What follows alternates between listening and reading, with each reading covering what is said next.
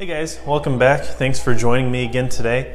Unfortunately, I have to start out this video with some unfortunate news. 2019 is actually the last year I will get to be in my 20s. However, what this has caused me to do is to reflect back over the last 10 years or so and think of all the lessons that I've learned while I was in my 20s, specifically as they relate to money, investing, savings, things like that. I've always felt like some of the best lessons that I learned came from mistakes that I made, so hopefully this video can help you learn from some of my mistakes so you can get the lesson out of it, but also kind of avoid some of the negative consequences that came whenever I made those mistakes myself. So I've put together a list of the top 10 or 11 most important lessons that I learned while I was in my 20s that, if given the chance to go back and do it all over again, I definitely would have made different decisions, and I wish I would have had this knowledge early on. But before I get into my first lesson, please smash that like button and make sure you subscribe to this channel. Also, comment below. Let me know if there's any lessons that you learned that have molded and shaped the way that you think and make decisions about your money, or maybe even some of the mistakes that you made early on that you wish you would have done better, and knowledge that you wish you could have had before you made those mistakes. The first lesson I wanted to convey to all the young investors out there is to make sure that you're investing in yourself. So often we get focused on the money, we focus on our investment accounts, our IRAs, our 401ks, and we make sure that our investments are making money for us and everything looks good there, but we neglect the investment that we make within ourselves. As a young adult, this is the best time to look at yourself as an asset, to make sure that you're building value within yourself and acquiring the skills and the knowledge that a future employer would want to invest in. Or simply, if you're somebody that wants to go into business for yourself, to make sure that you have the knowledge to do that and the skill set to be successful in your endeavors. And what this means is utilizing your time to make sure that you're consuming all the information you can by either reading books, going to school, watching educational videos, whatever it may be that helps you refine that skill and that knowledge that helps you to get to the future that you want for yourself. Also, while you're investing in those intangible things like skills and knowledge, make sure that you're investing in your physical self as well. Make sure that you're eating healthy, you're working out, getting some kind of exercise, because if you're not healthy while you're in your 20s, then it's just going to make things harder once you get into your 30s, 40s, 50s. And this is the best time of your life whenever you're in your 20s, and so you should take advantage of that, because all your hard work, you're never going to be able to enjoy it later in life if you're in poor health and not taking care of yourself. Okay, my number 2 lesson is investing doesn't take a big bank account or a lot of money to get started. In fact, investing a little bit of money as a young adult will have the biggest impact on your life later down the road. Investing while you're in your 20s allows you the most time for that compound interest to just keep making more and more and more and more money within your portfolio. And if you watch my very first video on this channel with the example of Jack and Jill, it doesn't take very much money at all if you invest it early while you're in your 20s, that later on down the life, you're just setting yourself up to become a millionaire. Also, investing while you're young allows you the flexibility to truly understand what the best strategy is for making the most out of your investments. There's a lot of different ways and a lot of different strategies in which to make money in the markets. So it's okay to try a couple of different things while you're young and to sort it all out. That way you still have a lot of time on your side once you do figure it out to make the most money for yourself. Okay, number 3 is pointless purchases add up. And I've mentioned this before, that it's generally not the big purchases or the big decisions that get us into trouble, because generally we're pretty good about prioritizing those and not wasting our money if it's not something that we really need. However, it's the little, everyday, consistent purchases that add up over time that really suck a lot of money out of our bank accounts and even potentially put us into debt. And getting into too much debt as a young adult can be crippling on your bank account, especially if it's the wrong kind of debt. For example, if you're just making purchases on a credit card when you otherwise wouldn't be able to afford it, and you're paying 18%, 20% on that credit card, then that's a huge hole that you may not be able to get out of. And so instead of putting that money away, investing it, and letting it build up for your future, you're busy paying on credit card debt. And again, that compound interest works the same way. So while you're paying 18% on that credit card, that's a tough thing to get out of. So just try to be smart, try to take account of all the purchases that you make on a daily basis. I'm not saying that you can't enjoy life and make purchases that are purely for enjoyment every once in a while, but make sure you can enjoy it. Make sure if you do put it on a credit card, you can pay it off each month, and that way you're not paying any unnecessary fees or interest rates that could affect your investments later on. And number 4 kind of ties into number 3, and that's just to try not to live a fake life or to appear to be something that you're not. I know that it's tough sometimes, especially in the day and age where our whole lives are plastered on social media, that we want to look good. We want to portray our lives as something that's good and that we have money to have a lot of luxury in our lives. But the key question to ask yourself is, can I really afford the type of lifestyle that I'm portraying with all the expensive clothes or cars or apartments or whatever it may be? Is this just putting me more in debt, or is this something that I can actually afford that's still not prohibiting me from investing money, investing into my future, and making sure that I have a good setup for later in life? I know it may look like your friends are living a life full of luxury and you're missing out, but more times than not, they can't really afford all the things that they're portraying their life to have, and so they're just becoming more and more and more enslaved to debt. Having the brief satisfaction of knowing that your friends are jealous over the brand new shiny toy that you posted on your Instagram account really isn't worth mortgaging your future over. And at the end of the day, no one really cares anyway. Okay, the number 5 lesson, and thanks for hanging in there with me so long, guys. We're about halfway through, so not much longer. My number 5 lesson is investing isn't a get-rich-quick scheme. And this is definitely one that I had to learn the hard way, unfortunately. Whenever I was young and opened up my first investment account, I was so confident that I could just go in and act like a Wall Street professional and start trading stocks and making money left and right. I would see all kinds of posts and articles about somebody who found the new trendy, sexy biomedical or pharmaceutical stock that was trading for $5 yesterday, and then it shot up to $17 today, and they just made money hand over fist on it. And I thought, well, shoot, I can do that. And I got so blinded by the vision of just making money fast and investing money and then turning around and waking up tomorrow and having 3 times that amount in my account. And unfortunately, life doesn't work out that way. More times than not, I ended up just losing money. Those stocks would end up basically going down to zero and turning into nothing. And I was left with nothing but a valuable lesson learned and a faint memory of how I lost a lot of money. And thankfully, I didn't have a whole lot of money to invest back then. And I certainly didn't get in over my head or invest any money that I didn't actually have. But still, it kind of goes back to one of my previous lessons that I talked about, that had I been smart with that money and put it into smart investments instead of essentially wasting it, then I could have grown my portfolio exponentially and had even more money now. And I know it's tempting whenever you see all kinds of videos and posts about, reading experiences about how people made $10,000 in 5 minutes or how they tripled their portfolio overnight.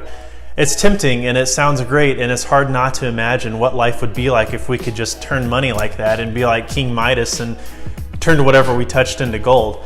But unfortunately, that's just really not the reality of it. And you have to understand that with every person that has an experience like that, there are thousands upon thousands, if not millions of others that have basically lost everything doing that.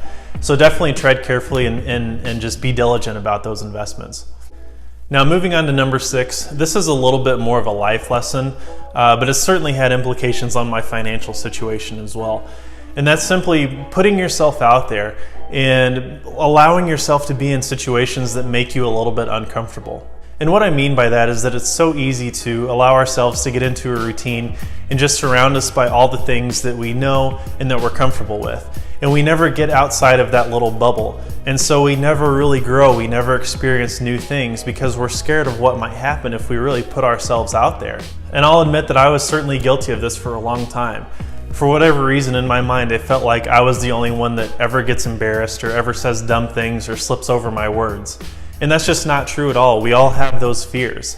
And the cool thing is that since we all have these fears, whatever they may be, is that whenever you do put yourself out there and you do put yourself in a situation that's a little bit uncomfortable, instead of other people thinking that you're dumb or stupid or shouldn't have even tried that, generally you just start to earn the respect of people and they think more of you because they don't have the courage to do it themselves. And that's true for everything, like starting a business or going for a promotion at work or applying for a position that you don't think you're 100% qualified for. is that you have to put yourself out there, make those connections, meet new people. It's hard to make that connection early on because you have to put yourself out there and to make that first step towards whatever that goal may be. But I guarantee you that even if you fail along the way, there's so many lessons that you learn in that, and then it's always just such a positive experience afterwards. And to be completely transparent, making YouTube videos is one of those uncomfortable situations for me. I hate seeing myself on camera, I hate the way my voice sounds, and to be completely honest, I always question why would anyone want to listen to what I have to say. And even if I knew only 3 people in the world would ever watch my videos, it's still scary to put myself out there. It's scary to think about that I might fumble over my words and that it takes me 3 hours to film a 10-minute video.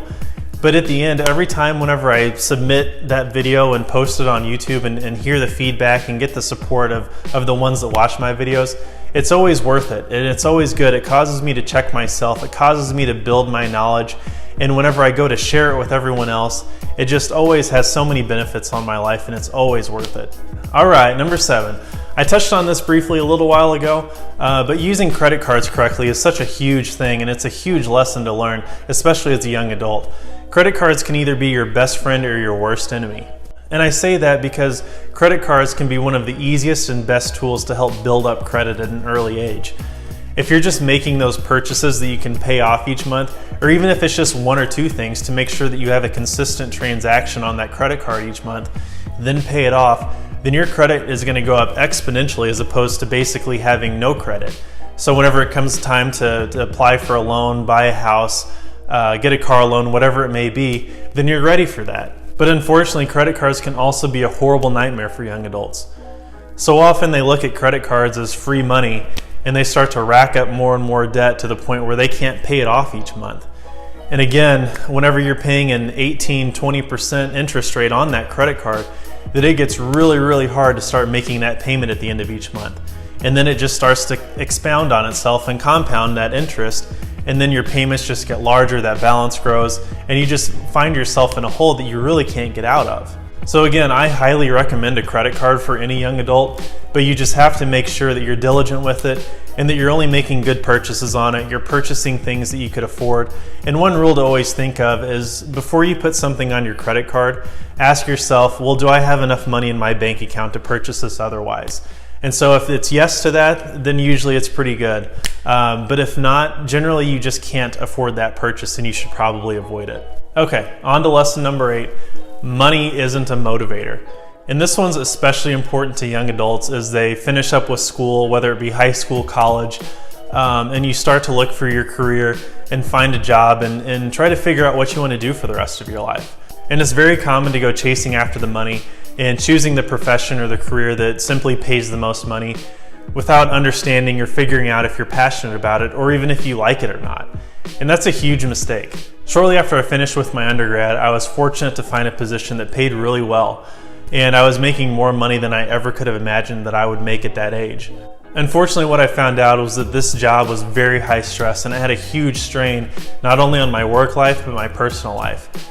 I would come home exhausted every day, and on the weekends I almost wouldn't get enjoyment out of my free time because I was constantly thinking about work and I was constantly dreading being back in the office on Monday and knowing that I was going to have to start a whole week all over again. Thankfully, by that time I had already learned lesson number 6, and I decided to put myself out there. I put myself in an uncomfortable situation by leaving that job, sacrificing a guaranteed paycheck, and going into the unknown and trying to find a career that would allow me to be happy, that was also gratifying and just brought some enjoyment back in my life. Because life isn't about hating your job. It's not supposed to be like that anyway, even though a lot of people do.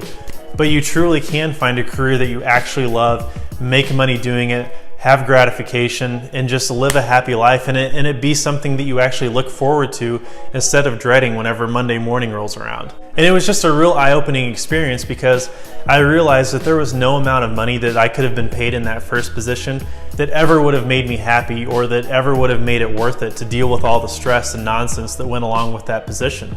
But conversely, in my career now, there's no amount of money that someone could pay me that could ever get me to switch. I absolutely love what I do. I get to work in finance every day. I get to set my own schedule. I get to work from home whenever I want to.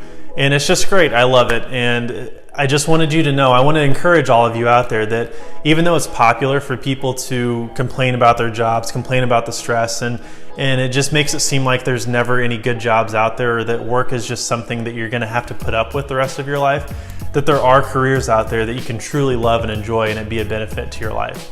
Okay, number 9, guys, almost finished, I promise. My number 9 lesson is to make sure you have a savings cushion. Again, one of the valuable lessons that I learned is that no matter how much planning and preparation you do for your life, it's almost guaranteed that it's never going to go exactly how you planned it. And the real benefit of having a savings cushion or an emergency savings account, or whatever you like to call it, is that it helps take a lot of the mystery out of life. And I'm not trying to scare anyone by any means, but we truly don't know what life is going to hand us from one day to the next. And are you prepared if you happen to have a broken down car and need to go buy a new one? Or if you get sick and miss work for a month and have hospital bills to take care of? Or you get laid off from your job? Or if you own your own business, if that business slows down and that money stops coming in and you don't get those paychecks like you used to? So by having a savings cushion, you can weather those storms and you have money to take care of those big unexpected expenses, or if you have times in your life where you have to go without a paycheck. Personally, I always try to have 6 months worth of my salary saved up, ready in cash at my disposal, just in case anything were to happen. And I know that 6 months might be a little bit conservative, but even just having a month or 3 months is better than not having anything saved up. And you should always shoot to have several months worth of your salary saved up, just in case you miss work for an extended period of time and you don't have a steady paycheck coming in. And the purpose of that account certainly isn't to be used for a vacation or a new big flat screen TV and a home theater system by any means, but it's absolutely supposed to be used for just emergency purposes. So I almost look at that money like I don't even have it anymore, to where I can't touch it unless I absolutely have to. And finally, my number 10 lesson is that it's okay to be selfish. And basically what I mean by that is that you should never feel pressured to go on anyone's timeline other than your own. I can give lots of examples of friends that by the time we had graduated college, they were ready to get married and start a family and get on with the next chapter in their life. And that's great, but I didn't feel like that's what I needed or wanted to do with my life at that point. And regardless of what anyone else was doing, I was focused on myself. I wanted to make sure that I got all the education that I possibly could. I wanted to make myself a valuable asset and acquire all the skills and knowledge that I could. That way I could be something that a future company would want to invest in. I wanted to take the time that I needed to truly find my passions in life, and also make sure that I was setting myself up to be as successful as I possibly could. And now that I've done all those things, it's allowed me to become so much more financially stable. So now, since I'm at a point in my life where I am actively working towards building a family, it's given me the confidence to know that I can provide as a husband and a father and live a healthy, happy lifestyle, that we don't have to worry about a lot of the monies and struggles that we otherwise might have. And I'm certainly not disparaging anyone that's made different decisions than what I did with their life. That's not the point of this at all. Basically what I'm saying is to just never feel pressured to do certain things with your life just because your friends are doing it, or it's because your family wants, or whatever it may be. But just make sure that you take that time to focus on yourself and make sure that you're getting out of life exactly what you're wanting. Alright guys, since you stuck with me this long and you've been through my 10 amazing lessons so far, I wanted to give you one more bonus lesson and end the video on a positive note. And this final lesson is, attitude is everything. And I just wanted to encourage everyone, no matter what situation you find yourself in life, bringing a positive attitude to whatever the situation is absolutely always makes it better. Especially when it comes to working your job or your career. It's so common for people to just generally have bad attitudes towards things. So if you're coming in and you're bringing in a positive attitude and you come in excited for the day, looking for new opportunities to grow and to learn, then people take notice of that. People in high positions take notice of that. They'll see you as someone that's different and that's excited to come into work, and you'll absolutely gain favor with people. You have no idea what kind of impact you have just by having a positive attitude. And even if you're having a hard time finding the encouragement for that good attitude or finding things that brings that positive attitude to your life, my challenge for you would be to just think about all the blessings that you have on your life. Think about all the things that you're thankful for. And it's almost impossible to have a negative attitude after you just really consider all the things and all the good things that you have in your life. I truly believe that life is much more enjoyable if you bring a positive attitude to whatever it is that you're doing. And you absolutely have no idea how much benefit that could potentially have on your life. Not just your relationships or your career, but also on your investments, on your money. If you take a positive outlook on things, you have a much clearer mindset, you're more confident doing things, you make those connections that allows you to expand your knowledge and your skill set, and it just has such great benefits overall on everything in your life. And so guys, I just wanted to leave you with that one last piece of encouragement. And as always, if you enjoyed this video and you enjoy my channel, please like and subscribe below. It really means a lot to me. It means a lot to me when you engage with me. And please comment below if there's any lessons that you learned as a young adult or any mistakes that you made that caused you to learn lessons and wanted to share with us. I would truly appreciate it. And as always, guys, take care. Until next time.